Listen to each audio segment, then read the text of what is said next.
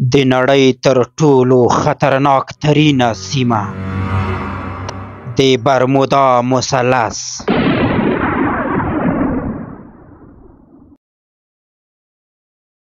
د برمودا مثلث د اسرارو او معماو سیمه برمودا مثلث چې په انګلیسي کې ورته پریمودا ټرینګل ویل کیږي د نړۍ له خورا اسرارو ډکو ځایونو څخه ګڼل کیږي. دا سیمه د امریکا د فلوریډا ټاپووزمه برمودا او د پورتو ریکو ترمنځ د اتلانتیک سمندر په زړه کې موقعیت لري.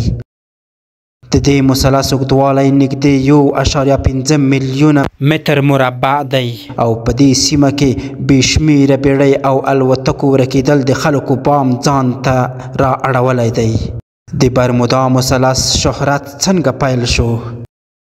برمودا مثلث د لومړي ځل لپاره په 1950 میلادي کال کې د رسنیو توجه ترلاسه کړه کله چې راپورونه خپاره شول چې بیړۍ او الوتکې په مرموزه توګه ورکېږي.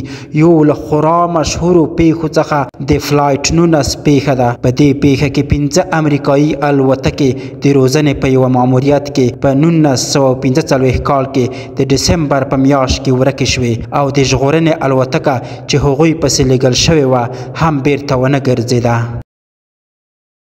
د برمودا مثلث رازونه او نظریې.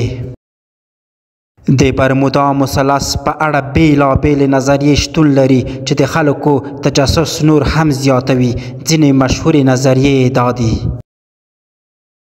طبیعي عوامل. ځینې ساینسپوهان باور لري چې د دې سیمې ناوړه هوا، خطرناکه سمندري جریانونه او د میګنیټنګ یا مقناطیسي انحراف سبب کیږي چې بیړۍ او الوتکې له مسیر څخه واوړي او د حادثې ښکار شي. غازي ببلونه. یو شمېر څېړونکي وایي چې د دې سیمې په لاندې برخه کې د میتان غاز لوی زیرمې شته. کله چې دا غاز د سمندر په سطحه راووځي بیړۍ بې تعادله کوي او په چټکۍ سره ډوبېږي. بیګانه مخلوق.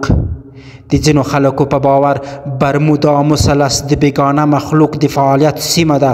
هغوی ادعا کوي چې بیګانه مخلوق الوتکې او بیړۍ تښتوي. تاریخي او دینی نظریې. ځینې خلک باور لري چې دا سیمه د تاریخي لعنت یا جادو ښکار ده او ځینې د دینی اسرارو سره تړي. حقیقت څه دی؟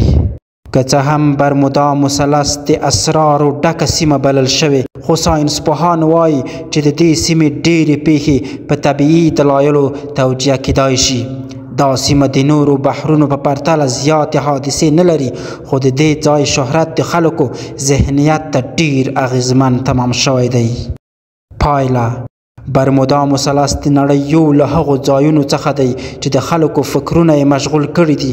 که څه هم د دې اسرار علمي توجیهات شته، خو د دې سیمې په اړه د زړه راښکونکو نظریاتو او داستانونو اوریدل لا هم خلکو ته خوند ورکوي. که غواړئ دې ته ورته نور جالب او په زړه پورې معلومات ترلاسه کړئ نو زموږ یوټیوب چینل در سره سبسکرایب کړئ. د الله پامان.